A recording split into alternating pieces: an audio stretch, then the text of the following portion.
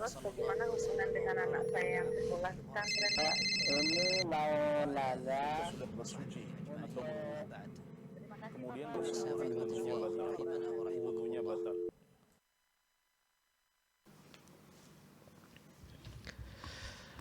Bismillahirrahmanirrahim. Assalamualaikum warahmatullahi wabarakatuh. Pemirsa Fatwa TV dan juga penyimak radio dimanapun Anda semuanya berada, selamat berjumpa kembali dalam program live interaktif Fatwa TV. Kali ini kita berjumpa dalam episode Jalan Lurus yang diampu oleh guru kita Ustaz Dr. Abdullah Roy MA Hafizahullah Ta'ala, yang merupakan salah seorang anggota Dewan Fatwa Perhimpunan Al-Irsyad. Alhamdulillah wassalatu wassalamu ala rasulillah wa ala alihi wa sahbihi wa man walah. Allahumma sholli wa sallim ala nabiyyina Muhammadin wa ala alihi wa sahbihi ajma'in, amma ba'd. Ya pemirsa dan juga penyimak, kita akan hadir selama kurang lebih 1 jam ke depan. Seperti biasa setiap Rabu malam kita akan temani Anda di program live interaktif Jalan Lurus. Dan kita juga berikan kesempatan bagi siapapun Anda, masyarakat baik yang mungkin berada di Indonesia atau luar Indonesia, yang ingin bertanya secara langsung kepada Ustadz. Line telepon kode area Kota Jember jangan lupa 0331544687 ya, kode area Kota Jember 0331544687. Dan Anda juga bisa bertanya via website ya, yakni di www.dewanfatwa.com, dan silahkan klik dan juga pilih untuk program interaktif Jalan Lurus. Dan sudah bersama kami kali ini di studio Fatwa TV Jember Ustadz Dr. Abdullah Roy. Kita akan sapa beliau terlebih dahulu. Assalamualaikum Ustadz. Assalamualaikum warahmatullahi wabarakatuh. Ahlan Ustadz. Ahlan bikum. Sehat Ustadz ya? Sehat. Gimana Pak Nizar? Alhamdulillah juga sehat. Sehat insyaallah ya. Masya Allah. Barakallah. Wafikum barakallah Ustadz ya. Dan malam hari ini juga kita akan sapa beberapa rekan-rekan media yang merelay program kami dalam relay radio. Di antaranya adalah Radio Binbas Yogyakarta, kemudian Radio Sahabat Tegal, Radio MDFM Probolinggo, Radio Hang FM Batam, kemudian Radio Amuba Pangkal Pinang, Radio Saga FM Sumatera Barat, Radio Gema FM Bontang, Radio Al Hikmah Banyuwangi, kemudian Tua FM Riau, Radio Madinah Caruban, dan juga Mas FM Seragen. Ada beberapa pertanyaan yang sudah kita dapatkan di meja redaksi malam hari ini, tapi sebelumnya kita akan simak terlebih dahulu satu nasihat pembuka yang akan disampaikan oleh guru kita Ustaz Dr. Abdullah Roy. Nah, tafadhal Ustaz. Nah. Bismillahirrahmanirrahim. Alhamdulillah wassalatu wassalamu ala Rasulillah wa ala alihi wa sahbihi wa man walah. Para pemirsa Fatwa TV dimanapun antum berada, alhamdulillah sekarang kita berada di hari-hari yang mulia, 10 hari yang pertama di bulan Dzulhijjah. Dan sebentar lagi kita akan berhari raya. Dan di antara amal saleh yang disyariatkan dan didorong di antara hari-hari di 10 hari yang pertama di bulan Dzulhijjah, yaitu berkorban, yang disyariatkan pada hari-hari yang sudah ditentukan di dalam agama ini. Dan berkorban artinya adalah, atau korban adalah hewan yang disembelih di hari-hari Idul Adha yang berupa hewan ternak, baik onta maupun sapi ataupun kambing, dalam rangka untuk mendekatkan diri kepada Allah Subhanahu wa taala. Dan di dalam Islam ada beberapa sembelihan yang merupakan ibadah, usaha untuk mendekatkan diri kepada Allah. Di antaranya adalah al-udhiyah atau kurban yang dilakukan di hari-hari Idul Adha, yaitu dari tanggal 10 sampai tanggal 13. Kemudian di sana ada al-hadiyu yang disembelih oleh seorang jamaah haji yang melakukan haji tamattu' dan juga haji qiran. Kemudian di sana ada al-aqiqah yang disyariatkan bagi orang yang mendapatkan rezeki anak baik laki-laki maupun wanita. Mereka menyembelih 2 ekor kambing kalau bayinya adalah laki-laki, dan menyembelih 1 ekor kambing kalau bayinya adalah wanita. Tentang masalah ibadah kurban, maka perlu kita ketahui bersama bahwa ibadah ini adalah ibadah yang disyariatkan untuk seluruh syariat para nabi. Masing-masing dari para nabi ada di sana syariat menyembelih kurban dalam rangka mendekatkan diri kepada Allah. Di dalam sebuah ayat Allah SWT mengatakan walikulli ummatin ja'alna mansakan liyadhkuru ismallahi ala ma razaqahum min bahimatil an'am. Dan bagi setiap umat kami jadikan di sana ibadah menyembelih. Allah mengatakan likulli ummah wa likulli ummah, dan untuk setiap umat kami jadikan di sana ibadah menyembelih. Untuk apa? Liyadhkuru ismallah,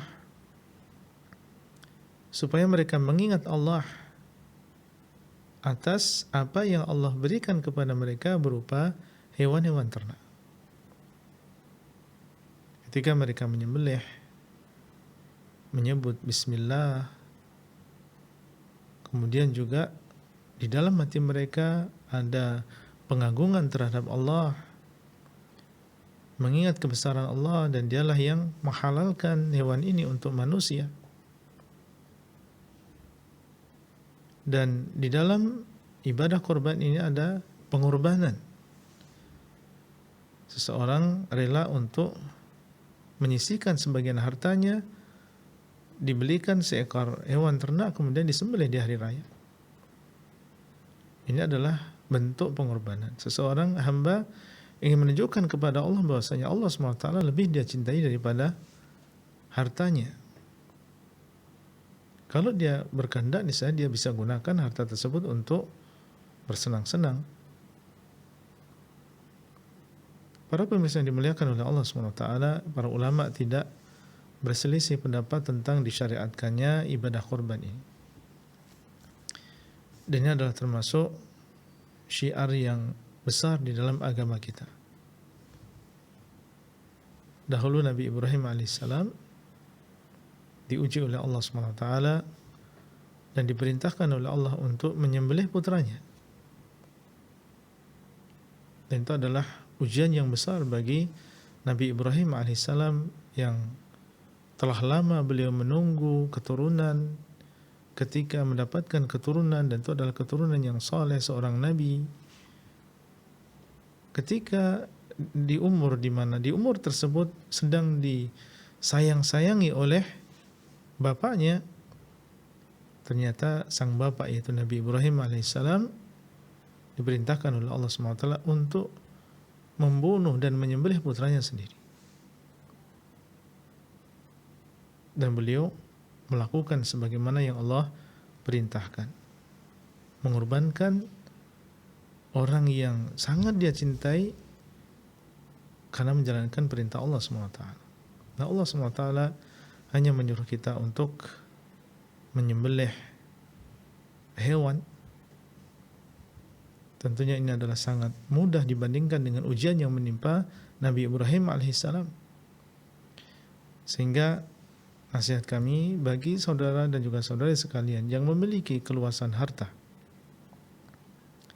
maka hendaklah dia berkorban.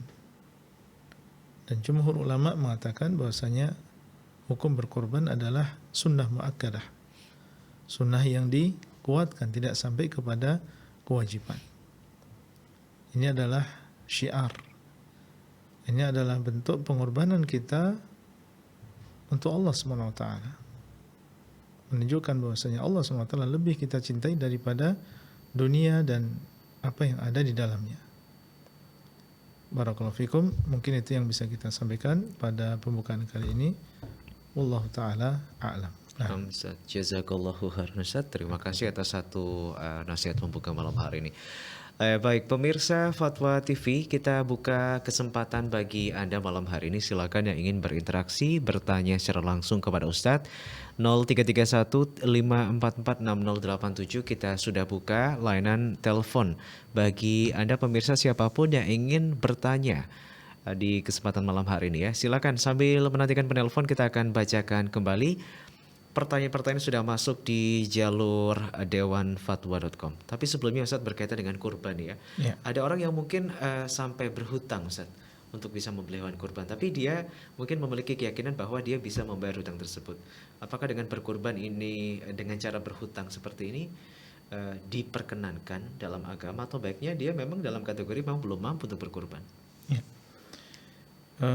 Ada perincian. Kalau memang dia termasuk orang yang punya gaji tetap ya, dan berharap untuk akhir bulan ini atau akhir bulan depan dia bisa membayarnya, maka ini tidak masalah. Tidak masalah. Ustaz. Tidak masalah. Dia berhutang untuk berkorban dan korban yang dia lakukan sah, dan semoga apa yang dia lakukan ini mendapatkan pahala dari Allah SWT, karena keinginan dia untuk berkorban sampai dia meminjam kepada orang dengan tujuan supaya melaksanakan ibadah korban ini yang memang waktunya terbatas ya, hanya dari tanggal 10 Dzulhijjah sampai tanggal 13, sehingga dia pun berhutang. Tapi jenis yang kedua atau jenis yang lain sebagai manusia, mereka takalluf, atau sebagian saudara kita takalluf, yaitu membebani diri di luar kemampuannya. Dia tidak punya uang, kemudian juga tidak ada gaji yang tetap yang dia harapkan setiap bulan bisa turun, kemudian dia memaksakan dirinya untuk berhutang, padahal dia termasuk orang yang tidak mampu. Maka dalam keadaan demikian kita katakan tidak perlu yang demikian dilakukan, dan Allah SWT mengatakan fattaqullaha mastata'tum, hendaklah kalian bertakwa kepada Allah sesuai dengan kemampuan kalian. Sesuai dengan kemampuan kalian. Ini adalah rahmat dari Allah. Dan Nabi SAW mengatakan ma amartukum bihi fa'tu minhu mastata'tum, apa yang aku perintahkan kepada kalian maka hendaklah kalian lakukan sesuai dengan kemampuan kalian. Dan ingat, kita punya kewajiban ya. Kita sebagai hamba Allah, ada di sana hal-hal yang merupakan kewajiban kita. Menafkahi itu adalah sebuah kewajiban kita. Contoh misalnya kita sebagai seorang ayah atau sebagai seorang bapak rumah tangga, kita punya kewajiban untuk memberikan nafkah kepada istri dan juga anak kita. Itu adalah suatu yang fardhu ain. Sementara tadi sudah kita katakan bahwa berkorban ini adalah sunnah muakkadah. Maka sesuatu yang fardhu ain tentunya lebih didahulukan daripada yang sunnah muakkadah. Ini adalah termasuk fiqh, ini termasuk pemahaman di dalam agama. Dan dalam sebuah hadis qudsi Allah SWT mengatakan, "Ma taqarraba ilayya 'abdi bi syai'in ahabba ilayya mimma aftaradtuhu 'alaihi." Tidaklah hambaku bertakarrub kepadaku, mendekatkan diri kepadaku dengan sesuatu yang lebih aku cintai daripada apa yang sudah aku wajibkan atas dia. Berkorban sunnah muakkadah. Menafkahi keluarga adalah termasuk sesuatu yang fardhu ain. Kalau memang tidak bisa dijamak di antara keduanya, ya kita dahulukan yang fardhu ain. Wallahu taala a'lam. Barakallahu fikum. Dan ini kita sudah dapat benang merahnya ya. Jadi berhutang boleh asalkan memang dia tahu kapasitas dan juga kemampuan. Yang bisa mengukur adalah diri Anda sendiri pendengar ya. Oke, kita akan sapa penelpon pertama Ustadz di kesempatan malam hari ini. Sudah tersambung bersama kami dari kawasan Depok, ada Ummu Kafa. Fatwa TV, Assalamualaikum. Waalaikumsalam warahmatullahi wabarakatuh. Ya, silakan Ummu Kafa, pertanyaan Anda. Satu pertanyaan untuk Ustadz. Nah, Ustadz, Afwan izin bertanya, apakah boleh kita mengambil ilmu dari pengajar, dalam hal ini pengajar Al-Quran untuk anak-anak ya Ustadz, yang ternyata pernah melakukan pelanggaran syariat. Pelanggaran syariatnya ini berupa pernikahan tanpa wali Ustadz. Dan beliau belum melakukan pernikahan ulang. Apakah boleh Ustadz kita membiarkan anak kita diajarkan oleh beliau. Syukran, jazakallah khair. Wa jazakillahu khairan, terima kasih. Apakah diperbolehkan demikian Ustaz? Ya, barakallahu fikum. Sebagaimana kita ketahui bahwasanya tidak sah pernikahan yang tidak ada di sana wali bagi wanita tersebut. La nikaha illa biwali. Tidak ada pernikahan, maksudnya adalah tidak sah sebuah pernikahan kecuali dengan wali. Ini yang ada di dalam syariat kita.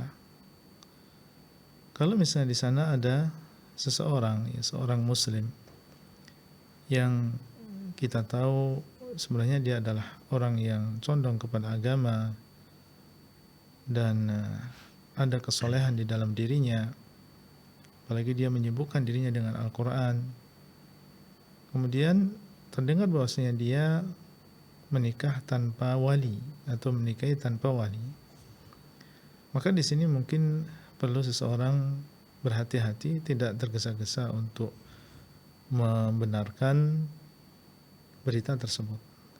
Kalau kita tahu dia adalah seorang yang ahlul Quran, ya, orang yang mengajarkan Al-Quran, mungkin di sana ada kabar yang masih kurang.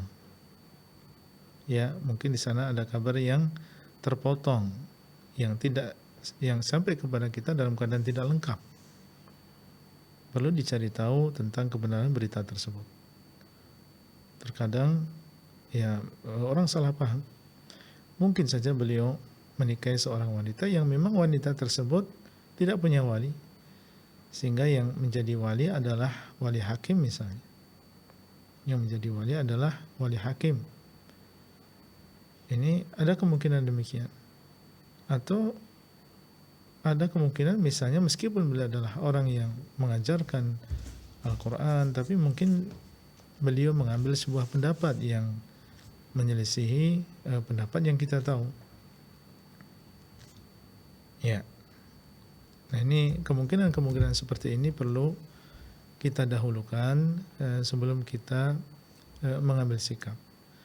Kemudian yang kedua, kalau memang sudah jelas bahwasanya beliau menikahi seorang wanita dan ternyata tanpa wali, dan beliau adalah orang yang tahu hukumnya, dan karena hawa nafsu melakukan yang demikian, kemudian sekarang bertobat misalnya dan mengulang kembali akadnya, maka at-taibu minadz-dzambi kaman la dzamba lahu. Orang yang bertobat dari sebuah dosa ini seperti orang yang tidak punya dosa. Ini seperti orang yang tidak punya dosa. Sehingga kalau memang beliau bertobat dan kembali ke jalan yang lurus, kemudian ingin memperbaiki dirinya, demikian pula istrinya dan seterusnya, maka tidak masalah beliau mengajar anak-anak kita. Tapi kemudian kalau di sana ternyata benar dan ternyata jelas bahwasanya dia mengikuti hawa nafsunya, maka dalam keadaan demikian, wallahu taala alam, seseorang mencari guru yang lain yang lebih selamat, maka ini tentunya lebih berhati-hati, karena kita sebagai orang tua bertanggung jawab atas pendidikan agama anak-anak kita. Kita carikan untuk mereka seorang guru yang bertakwa kepada Allah SWT, yang takut kepada Allah, yang mengindahkan aturan-aturan Allah SWT. Wallahu ta'ala a'lam. Nah, Ustaz, barakallahu fikum. Semoga bermanfaat ya untuk Ummu Kafa di Depok. Kita akan bergeser ke penelpon kedua kita malam hari ini. Ada Ibu hamba Allah dari kawasan Bekasi. Baik, Fatwa TV. Assalamualaikum. Waalaikumsalam warahmatullahi wabarakatuh, Pak Ustadz. Ya, silakan Bu pertanyaannya. Saya begini Pak Ustadz, saya dulu bekerja sampai pensiun. Bekerja dari usia 20 sampai pensiun 56 tahun. Masya Allah. Di bagian medis Pak Ustadz ya, yang artinya hari-hari berhubungan dengan banyak manusia Pak Ustadz. Artinya dari lelaki ke perempuan, artinya hari-hari seperti itu. Tapi sebetulnya yang menjadi masalah saya ini sekarang dihantui dosa-dosa yang yang dulu belum ngerti agama Pak Ustadz. Artinya yang hibah hampir setiap hari, Apa Ibu? Hibah? menghibai. Oh, gibah. Iya, Oke. artinya ngomongin orang gitu ya Pak Ustadz ya. Belum yang karena kerjanya antara laki dan perempuan satu shift.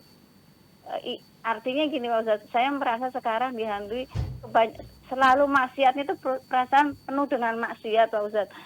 Udah beberapa kali tobat, tapi yang saya rasakan ada selalu ketakutan Pak Ustadz. Apakah tobat itu yang saya lakukan setiap jenis yang saya sekarang ingat itu satu persatu, atau memang sebaiknya gimana? Itu kan artinya sudah bertahun-tahun sangat banyak juga ya Pak Ustadz.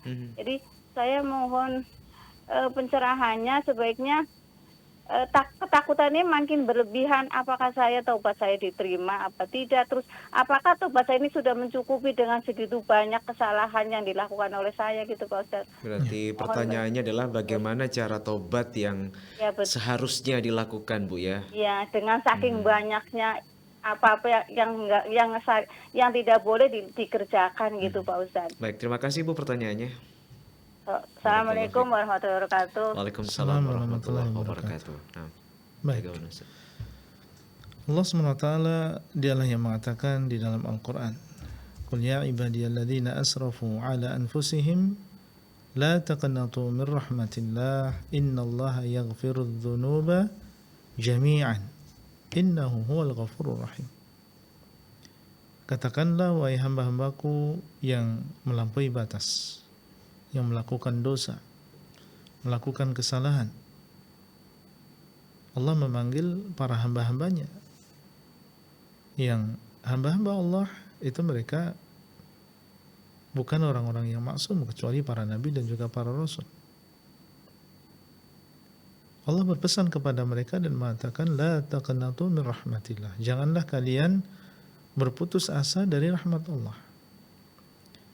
Siapa yang mengatakan ini? Yang mengatakan Allahu Rabbul Alamin, yang kita harapkan ampunannya, taubatnya, kasih sayangnya. La taqnatu, janganlah kalian berputus asa dari rahmat Allah. Tidak boleh seorang hamba Allah berputus asa dari rahmat Allah. Innallaha yaghfirudz dzunuba jami'an, sesungguhnya Allah mengampuni dosa jami'an, artinya adalah seluruhnya. Yang kita lakukan sejak umur sekian sampai umur sekian dengan berbagai jenisnya, Allah mengatakan jami'an, seluruhnya. Yang penting kita mau kembali kepada Allah. Yang penting kita mau bertobat dengan tobat yang nasuha kepada Allah. Dan Allah menutup ayatnya dengan mengatakan innahu huwal ghafurur rahim, sesungguhnya Allah dialah yang maha memberikan ampunan dan juga maha merahmati. Maha, artinya setiap kali kita berdosa kita memohon ampun, Allah maha memberikan ampunan. Allah maha merahmati. Di antara rahmat Allah adalah memberikan ampunan dan juga memberikan taubat kepada orang yang sudah menyesal dan bertobat kepada Allah.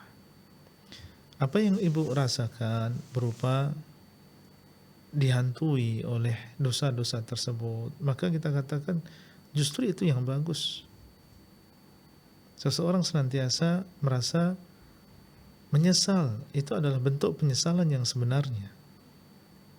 Ketika dia setiap kali mengingat dosa-dosa tersebut dan menangis dan menyesal, itu menunjukkan tentang penyesalan yang sebenarnya.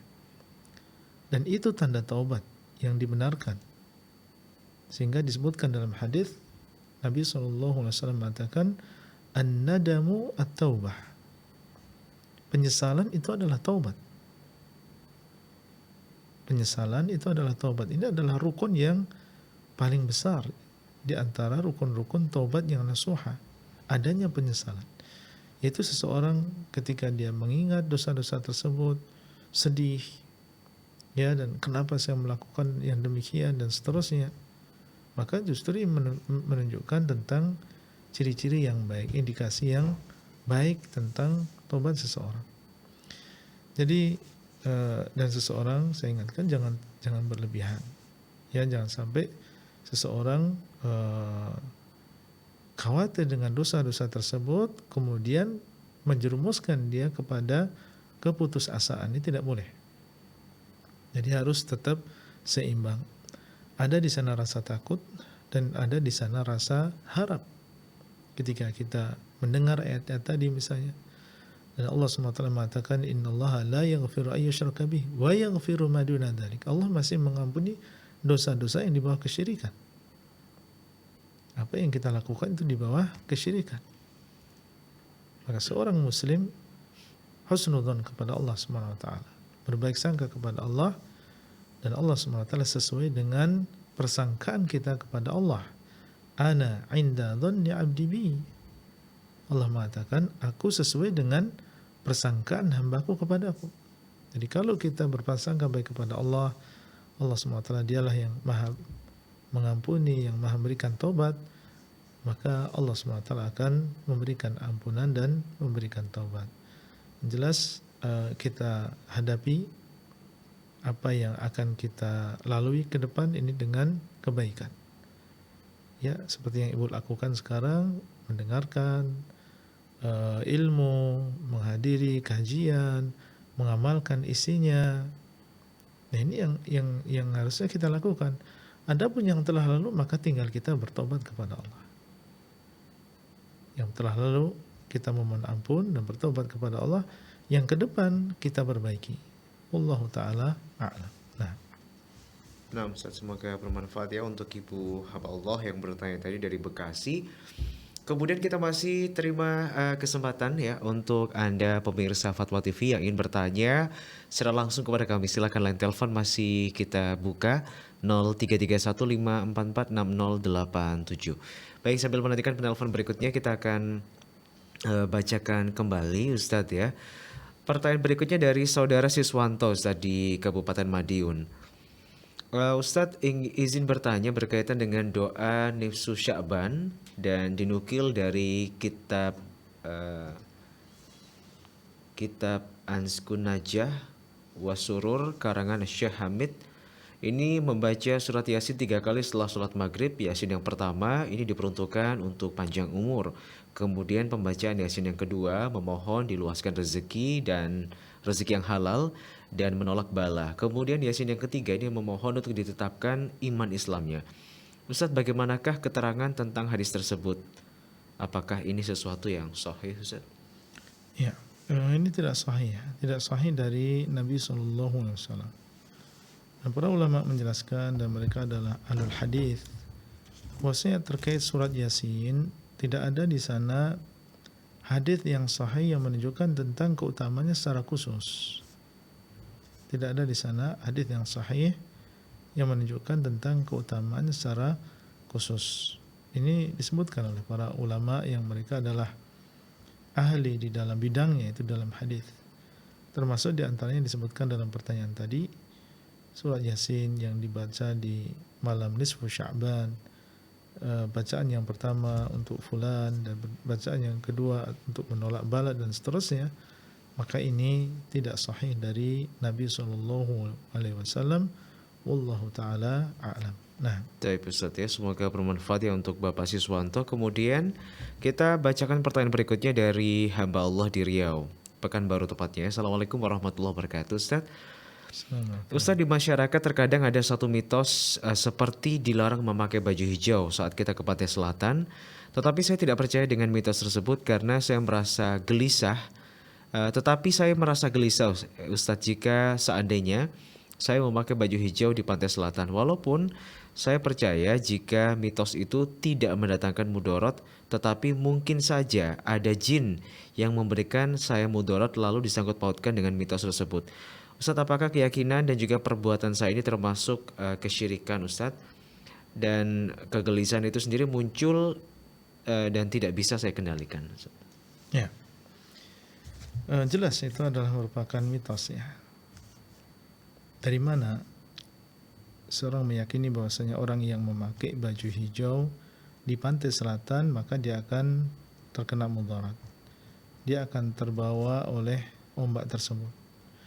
Ombak Allah SWT yang menciptakan, bukan yang menguasai. kata mereka yang menguasai pantai selatan atau laut selatan. Allah SWT yang memberikan manfaat dan dialah yang memberikan mudarat. Dialah yang menciptakan sebab dan juga akibat. Itu keyakinan kita sebagai seorang muslim. Sehingga khurafat-khurafat atau mitos-mitos seperti itu harus kita hilangkan di dalam diri kita. Adapun yang terjadi, dan alhamdulillah penulis atau penanya di sini sudah mengetahui tentang hukumnya, tapi masih ada di dalam dirinya kegelisahan, keresahan. Kita katakan bahwasanya adalah sesuatu yang lumrah, sesuatu yang biasa terjadi atau seseorang dihinggapi oleh perasaan seperti itu, padahal dia tahu hukumnya. Dan ini disebutkan oleh seorang sahabat yang mulia, yaitu Abdullah bin Mas'ud. Ketika beliau menyebutkan tentang hadis yang berkaitan dengan tiarah. Tiarah ini sejenis dengan mitos, ya, khurafat. Maka beliau mengatakan, wa ma minna illa. Tidak ada di antara kami kecuali, maksudnya adalah kecuali ada perasaan seperti itu. Karena dia ketika dia hidup di tengah-tengah masyarakat mendengar mitos-mitos tersebut, dan bukan hanya mitos tentang baju hijau di pantai selatan, ya. Kadang mitos tentang suara burung gagak atau melihat ular di jalan atau nabrak kucing dan seterusnya. Nabrak kucing atau melihat ular di jalan ada masuk perasaan tersebut di dalam hati kita. Mitos yang tersebar di masyarakat. Abdullah bin Mas'ud mengatakan, wa ma minna illa. Tidak ada di antara kita kecuali, maksudnya kecuali di sini tidak boleh sebutkan karena sudah dipahami maknanya, yaitu kecuali ada perasaan seperti itu. Kemudian beliau mengatakan, walakinnallaha yudhibuhu bitawakkul. Akan tapi Allah SWT menghilangkan itu semuanya dengan tawakal. Tawakal itu maksudnya adalah bergantung kepada Allah dalam mendatangkan manfaat dan juga menghindari mudarat. Ada khurafat tersebut masuk dalam hati kita, tapi kita kembali kepada keyakinan tidak mungkin saya termudarati kecuali dengan izin Allah. Tidak mungkin saya selamat kecuali dengan izin Allah. Maka seorang menjalani seperti biasa. Kalau terpaksa harus pakai baju hijau, tidak ada yang lain, pakai aja baju hijau. Dan bertawakal kepada Allah. Kalau misalnya terjadi apa yang kita khawatirkan tadi, ketahuilah itu bukan karena antum pakai baju hijau, bukan. Tapi itu adalah memang sesuatu yang sudah ditakdirkan oleh Allah SWT. Bukan yang lain, itu memang sudah ditakdirkan 50.000 tahun sebelum Allah SWT menciptakan langit dan juga bumi. Tidak ada hubungannya antum pakai baju hijau atau tidak pakai baju hijau. Itu yang hendaknya dilakukan oleh seorang muslim, dan itu bukan hanya pada permasalahan ini saja, tapi pada mitos-mitos yang lain. Maka itu sikap seseorang, yaitu bertawakal kepada Allah. Jangan sampai adanya mitos tersebut kemudian menjadikan dia jadi atau menjadikan dia tidak jadi. Mitos bahasanya kalau bepergian tanggal 13 maka dia akan celaka, akhirnya dia nggak jadi pergi. Khurafat kalau misalnya duduk di kursi nomor 13 misalnya, maka akan celaka, akhirnya dia tidak jadi duduk di kursi tersebut. Jangan sampai kita ikuti yang demikian. Duduk saja, pergi saja sesuai dengan niat kita. Kalau misalnya selamat, alhamdulillah, itu adalah dengan takdir Allah. Dan kalau misalnya celaka, itu juga dengan takdir Allah, bukan karena kebenaran khurafat-khurafat tersebut. Wallahu ta'ala a'lam. Nah, Ustaz, barakallahu fikum, semoga bermanfaat ya untuk penanya tadi. Kemudian malam hari ini kita masih berikan kesempatan bagi Anda pemirsa yang ingin bertanya secara langsung. Silakan ya, masih ada waktu sekitar 30 menit ke depan untuk bisa Anda manfaatkan sebaik mungkin di line telepon 0331544687. Dan kita masih di program Live Interaktif Fatwa TV, Jalan Lurus bersama guru kita Ustaz Dr. Abdullah Rai. Baik, kita akan bacakan kembali pertanyaan berikutnya yang sudah masuk ke redaksi kami. Dari saudara Fahrul Ustaz di Kabupaten Lingga, Kepulauan Riau. Bismillah, Assalamualaikum warahmatullahi wabarakatuh Ustaz. Assalamualaikum. Apa hukumnya mengatakan bahwa sholat dan ibadah yang lainnya adalah penyelamat kita di akhirat, sementara kita tahu bahwa kita masuk surga dikarenakan rahmat Allah, Ustaz? Terima kasih. Ya.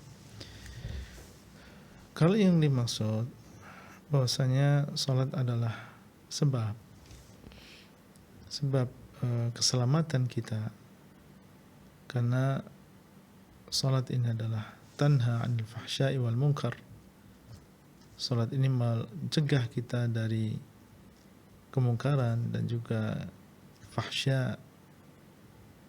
Maka ini adalah benar. Sholat adalah sebab seseorang selamat dari berbagai kemungkaran tersebut. Orang yang sholatnya benar, orang yang sholatnya khusyuk, maka sholat akan mencegah dia dari kemungkaran. Ketika dia selamat dari kemungkaran, maka dia selamat dari siksaan dan juga adab Allah Azza wa Jalla.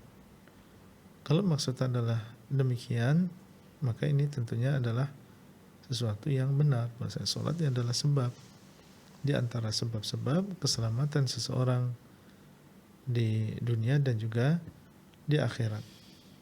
Dan ini tidak bertentangan dengan bahwasanya masuknya kita ke dalam surga adalah dengan rahmat Allah Subhanahu wa taala. Dengan rahmat Allah Subhanahu wa taala. Karena kalau kita lihat salat dan juga ibadah-ibadah yang kita lakukan dibandingkan dengan rahmat dan juga pahala dan juga nikmat yang Allah SWT sediakan di dalam surga, ini tidak ada apa-apanya ya. Berapa tahun seseorang beribadah kepada Allah? 60 tahun. Tapi selama 60 tahun, apakah itu semuanya digunakan untuk beribadah? Tidak. Seandainya dia beribadah, apakah sempurna, khusyuk, benar-benar ikhlas? Jawabannya tidak, masih banyak di sana kekurangan. Lalu dari 60 tahun tersebut berarti yang efektif untuk ibadah berapa jam, berapa hari, berapa tahun. Kemudian yang Allah SWT berikan di dalam surga setahun, 2 tahun, atau selamanya, selamanya. Dengan nikmat yang tidak pernah dilihat oleh mata, tidak pernah didengar oleh telinga, tidak pernah terbetik di dalam hati manusia. Artinya, amal yang kita lakukan itu bukan pengganti dari nikmat-nikmat tersebut. Itu adalah sebab. Dan kita masuk ke dalam surganya Allah SWT adalah dengan rahmat Allah. Allah SWT sayang kepada kita. Allah merahmati kita sehingga kita dimasukkan ke dalam surga dengan sebab amalan-amalan tersebut. Tidak ada di sana pertentangan di antara ucapan bahwasanya kita masuk surga dengan rahmat Allah sebagaimana dalam hadis, dan ucapan bahwasanya masuknya seseorang sebabnya. Jadi bukan pengganti, sebabnya adalah karena dia beramal soleh. Wallahu ta'ala a'lam. Nah, Ustaz, semoga bermanfaat untuk saudara Fahrul di Riau. Baik, kita akan bacakan kembali Ustaz pertanyaan berikutnya yang sudah masuk di meja redaksi dewanfatwa.com. Pertanyaan berikutnya dari saudara Zulfikar Ustaz di Bekasi, Jawa Barat. Bismillah Ustaz, apa hukumnya meminta pada benda mati yang digunakan untuk majas atau kiasan sebagai pemanis kata-kata saja, tidak untuk menyembah atau mengkeramatkan? Seperti yang sering kita dengarkan dalam puisi, misalnya angin sampaikan perasaanku padanya, atau contoh lain, wahai mentari terangilah hari-hariku. Apakah hal ini termasuk satu kesyirikan, Ustaz? Iya. Nabi SAW beliau di dalam sebuah hadis yang di situ beliau membaca sebuah zikir ya ketika datang hilal yaitu bulan baru. Allahumma ahillahu alaina bil amni wal iman was salamati wal islam. Beliau mengatakan Rabbi wa rabbukallah.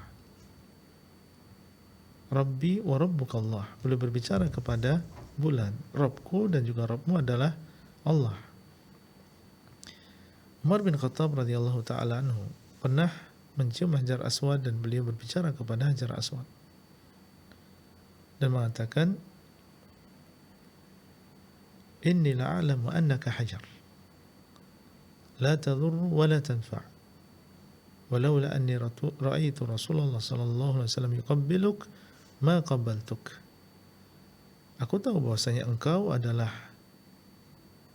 ya batu, tidak memberikan mudarat, tidak memberikan manfaat. Kalau aku dulu tidak melihat Rasulullah sallallahu alaihi wasallam menciummu, niscaya aku tidak akan mencium. Berbicara dengan siapa? Berbicara dengan batu. Baik, berarti berbicara dengan benda mati dengan cara seperti ini tidak masalah.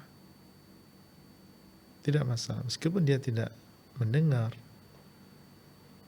Tapi yang ditanyakan dalam pertanyaan tadi adalah sampai memerintahkan ya, sampaikan, terangi.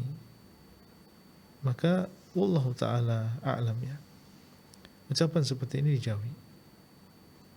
Ucapan seperti ini dijauhi. Meskipun dikatakan oleh sebagiannya adalah majas, tidak ada maksud ya, dia adalah benda yang bisa mendengar, bisa menyampaikan dan seterusnya.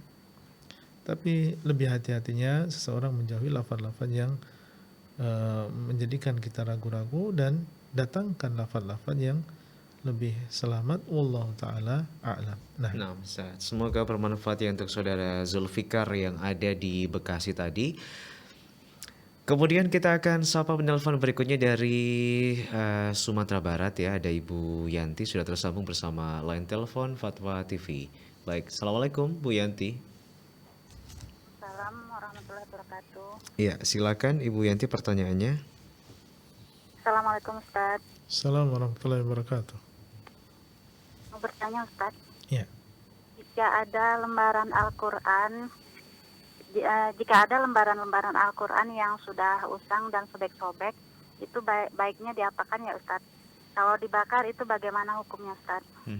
Ya. Baik, terima kasih Bu Yanti. Assalamualaikum Wa jazakillahu khairan. Waalaikumsalam warahmatullahi wabarakatuh. Nah, Ustaz. Ya.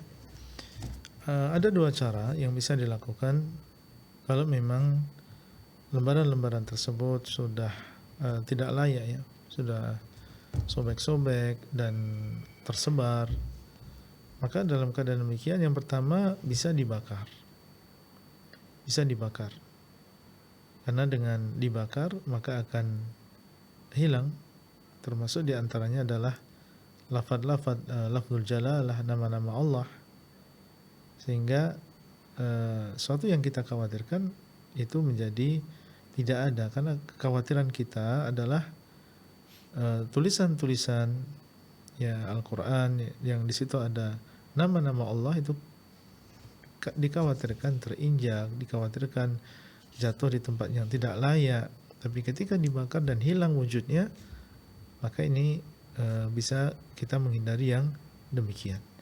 Dan cara dibakar ini dilakukan oleh seorang khulafaur rasyidin yaitu Utsman bin Affan radhiyallahu taala anhu. Ketika beliau ingin mengumpulkan mushaf kaum muslimin menjadi satu mushaf, yaitu mushaf yang beliau tulis kemudian disebarkan di seluruh penjuru negara saat itu, maka beliau memerintahkan untuk mushaf-mushaf yang lain supaya tidak terjadi perselisihan, maka diperintahkan untuk dibakar. Dan Nabi SAW mengatakan, alaikum bisunnati wa sunnatil khulafa'ir rasyidin al-mahdiyyin. hendaklah kalian berpegang teguh dengan sunnahku dan juga sunnah para khulafa rasyidin al-mahdiyyin. Termasuk di antaranya adalah Utsman bin Affan radhiyallahu taala. Jadi tidak masalah, dan itu bukan termasuk penghinaan terhadap Al-Qur'an, bahkan ini termasuk penjagaan ya, daripada dibiarkan Al-Qur'an yang sudah sobek-sobek tadi di tempat yang tidak layak atau ditaruh di tempat yang tidak layak, maka jalan keluarnya adalah dibakar. Atau yang kedua ada yang menyebutkan dipendam, ya dikubur, yang dipendam atau dikubur. Ini cara yang kedua. Wallahu taala a'lam. Nah, Ustaz, semoga bermanfaat ya untuk Bu Yanti yang bertanya di Sumatera Barat tadi. Kita akan bergeser ke kawasan Sumatera Utara kali ini. Ada Pak Inu sudah tersambung. Baik, Fatwa TV. Assalamualaikum Pak Inu. Waalaikumsalam warahmatullahi wabarakatuh. Ya, terima kasih telah menunggu Pak Inu. Silakan pertanyaannya untuk Ustadz. Ya, di lingkungan anak kan ada ahli tukang pijit, Ustaz, yang paham memijit keseleo atau masuk angin. Saja mempunyai pantangan kalau hari Sabtu tidak mau memijit, sedangkan tukang pijit yang lain di daerah anak nggak ada. Nah, pertanyaannya, apakah boleh berpijit ke beliau ini, Ustaz? Ya, baik. Assalamualaikum warahmatullahi wabarakatuh. Assalamualaikum warahmatullahi wabarakatuh. Ini juga bukan hanya tukang pijit, Ustaz. Kadang juga ada pedagang yang dia harus meliburkan di hari tertentu seperti itu. Ya. Apakah ini boleh, Ustaz? Ya, ada beberapa kemungkinannya. Kemudian yang pertama seperti yang disebutkan Akh Nizar tadi, ada sebagian orang yang mungkin di hari Sabtu dia ada pekerjaan, ada kegiatan, kesibukan, Ustaz, ya. Mungkin mau olahraga atau mungkin mau jalan-jalan ya dengan Husnuzon dulu, Ustaz, ya. keluarganya, ya husnuzon terlebih dahulu. Mungkin saja demikian. Dan itu yang kita dahulukan, ya, kita husnuzon kepada orang lain. Sebagaimana kita juga ingin ada hari libur, dia pun juga ingin ada hari libur gitu ya. Kemudian kemungkinan yang kedua, dan semoga ini tidak, ada sebagian mungkin ya orang yang berkecimpung di dalam masalah ini, yaitu pijat dan yang semisalnya, dan dia ada kerjasama dengan jin, dan kita tahu bahwasanya jin ini tidak mau membantu, tidak mau bekerja sama kecuali dengan adanya syarat. Ya, dan wallahu alam mungkin di antara syaratnya adalah demikian, yaitu dia tidak melakukan itu di hari Sabtu, dan dia bukan apa-apa. Maksudnya adalah ingin tahu bahwasanya orang ini mau menuruti dia. Jin tersebut hanya ingin tahu bahwasanya orang ini mau mengikuti apa yang diinginkan oleh jin tersebut. Nah, ini tentunya kalau demikian kenyataannya, ya kita jangan berobat ke tempat atau orang yang seperti itu, karena dikhawatirkan itu adalah termasuk dukun, ya termasuk dukun yang kita dilarang untuk mendatangi orang yang demikian. Man atakahinan fa saddaqahu bima yaqul faqad kafara aw faqad lam tuqbal lahu salatun 40 yawman. Barang siapa yang mendatangi seorang dukun fa sa'alahu an syai', dan dia bertanya, maka tidak diterima darinya salat selama 40 hari. Ini yang dikhawatirkan. Itu kalau memang kenyataannya adalah demikian. Wallahu taala a'lam. Nah, Ustaz, barakallahu fikum. Semoga bermanfaat ya untuk Pak Ino di Sumatera Utara yang bertanya tadi. Kemudian kita akan bergeser ke Jakarta Selatan. Ada Pak Tarmizi sudah tersambung di line telepon Fatwa TV malam hari ini. Ya. Assalamualaikum Pak Tarmizi. Waalaikumsalam warahmatullahi. Baik, ahlan. Silakan Pak, pertanyaannya untuk Ustaz. Ya, baik. Mohon izin bertanya. Jadi pada saat kami mencari hewan kurban, kami menemukan ada penjualan hewan kurban itu yang dihitung harganya dengan ditimbang hewannya. Jadi katakanlah misalnya satu ekor kibas itu yang beratnya misalnya katakanlah 30 kilo, nah itu nanti dikalikan dengan katakanlah 100 ribu seperti itu. Nah itu apakah kita boleh membeli hewan kurban yang dihitung dengan per kilo berat dari hewan tersebut, atau bagaimana mungkin Baik. arahan dari Pak Ustadz, Iya. nasihat dari Pak Ustadz. Terima kasih, jazakallahu khairan, barakallahu fiik. Fikum barakallah. Waalaikumsalam warahmatullahi wabarakatuh. Gimana Ustaz? Iya, tidak masalah. Enggak masalah Ustaz ya. Harga seekor hewan bisa dilihat dari berapa kilonya, kemudian mungkin dari umurnya, dari kebersihannya, dan Jenis lain-lain. kelamin juga Ustaz ya Jenis berpengaruh kelaminnya. terhadap harga. Iya, kemudian juga jenis kambingnya.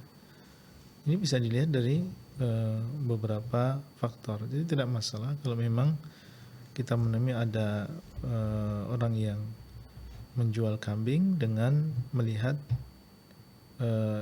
beratnya ya. Wallahu taala a'lam. Nah, Jadi nggak masalah Ustaz ya. Karena sekarang pun banyak pedagang kambing yang memampang kayak harga sekian, beratnya sekian Ustaz ya. Dan itu sah-sah saja Ustaz ya. sah. Nah, Ustaz ya. Taib. Barakallahu fikum, semoga bermanfaat untuk Pak Tarmizi di Jakarta Selatan. Dan kali ini kita akan bergeser ke Ibu Rosmini dari Pacitan. Sudah tersambung di line Fatwa TV. Assalamualaikum Bu Rosmini. Waalaikumsalam warahmatullahi wabarakatuh. Iya, Ibu, televisi atau radionya bisa dikecilkan terlebih dahulu. Ya, silakan pertanyaannya Bu. Iya, terima kasih. Assalamualaikum warahmatullahi wabarakatuh, Ustaz. Assalamualaikum warahmatullahi wabarakatuh. Kami ingin menanyakan tentang wudhu dan mandi biasa, bukan mandi junub. Kalau wudhu itu katanya besok akan memancarkan cahaya di mukanya atau di tangannya di hari kiamat. Nabi akan memberi tanda pancaran cahaya di muka atau di tangannya. Seperti itu wudhu setiap sholat apa wudhu yang batal wudhu, menjaga wudhunya itu. Terus kalau mandi junub katanya sebagian kanan dulu didahulukan, dan wudhu seperti wudhu mau sholat itu sebelum mandi. Kalau cuma mandi biasa, apa ya harus seperti itu cara-caranya? Terima kasih jawabannya. Saya kalau khairan. Assalamualaikum warahmatullahi wabarakatuh. Baik, ya. Ada dua pertanyaan nih sepertinya. Iya. Baik Ustaz. Taib. Berkaitan dengan wudhu Ustaz. Iya. Pertanyaan yang pertama tentang masalah wudhu dan bahwasanya umat Rasulullah SAW kelak di hari kiamat itu diketahui dari warna putih yang ada di tangan, kaki maupun di wajahnya ya. Dan disebutkan dalam hadis min atharil wudhu, dari sebab wudhunya. Kenapa demikian? Karena ini menunjukkan bahwasanya ciri umat Rasulullah SAW adalah orang yang sholat ya. Sholat itu adalah imaduddin. Sholat itu adalah tiang agama. Dan setiap orang yang sholat disyaratkan untuk berwudu. Sehingga ciri umat Nabi SAW saat itu adalah putih di tangan, kaki dan juga wajahnya, karena memang umat Nabi SAW yang sebenarnya itu adalah yang sholat. Dan orang yang sholat wudu terlebih dahulu. Maka jelas di dalamnya bahwasanya wudu untuk melakukan sholat fardu ini adalah diantara sebab putihnya wajah mereka di hari kiamat, tangan dan juga kakinya di hari kiamat. Dan seluruh umat Nabi SAW demikian. apakah masuk di dalamnya orang yang berwudu dan wudu tersebut adalah wudu yang sunnah, dia tidak akan melakukan sesuatu yang wajib atau sholat yang wajib, tapi dia hanya berwudu karena ingin membersihkan dirinya. Apakah itu masuk dalam hadis tersebut? Wallahu ta'ala alam, semoga saja masuk. Dan seandainya tidak masuk, maka di sana ada keutamaan sendiri. Allah SWT mengatakan, innallaha yuhibbut tawwabin wa yuhibbul mutatahhirin. Allah SWT mencintai orang-orang yang bertobat dan Allah mencintai orang-orang yang mensucikan dirinya, termasuk diantaranya adalah berusaha untuk menjaga wudunya. Dan kita tahu tentang keutamaan berwudu, bahwasanya orang yang berwudu berguguran ya dosa-dosanya. Kalau misalnya dia membasuh tangannya, maka berguguran dosa-dosa yang dilakukan oleh tangannya sampai tetesan terakhir. Ini diharapkan orang yang sering berwudu, maka banyak dosa-dosanya yang diampuni oleh Allah SWT. Wallahu ta'ala a'lam. Nah, Ustaz, barakallahu fikum. Ini jadi pertanyaan terakhir, Ustaz. Nah, Sekaligus jawaban terakhir, jazakallahu khairan, Ustaz. barakallahu fiik. Wafikum barakallah. Baik, kita juga sampaikan terima kasih bagi Anda pemirsa Fatwa TV. Dimanapun Anda bisa simak program kami sampaikan jazakumullahu khairan wa barakallahu fikum. Semoga Allah mudahkan kita bisa mengamalkan ilmu-ilmu yang disampaikan oleh Ustadz di kesempatan malam hari ini dan juga di program-program Fatwa TV lainnya. Jangan lupa Anda bisa simak live interaktif dari hari Senin sampai dengan hari Jumat di waktu dan juga jam yang telah dijadwalkan. Kemudian informasi-informasi berkaitan dengan Dewan Fatwa dan juga Fatwa TV silakan bisa akses di fatwatv.id atau juga di dewanfatwa.com. Kemudian follow juga akun-akun sosial media terverifikasi Fatwa TV agar Anda bisa mengetahui informasi update juga berkaitan dengan jadwal dan juga informasi yang berkaitan dengan program-program di Fatwa TV. Mewakili seluruh kerabat kerja yang bertugas, kami mohon pamit undur diri. Mohon maaf jika ada kekhilafan dan akhir kata wassalamualaikum warahmatullahi wabarakatuh. Terus bagaimana hubungan dengan anak saya yang sekolah pesantren? Ini mau nanya Sudah bersuci atau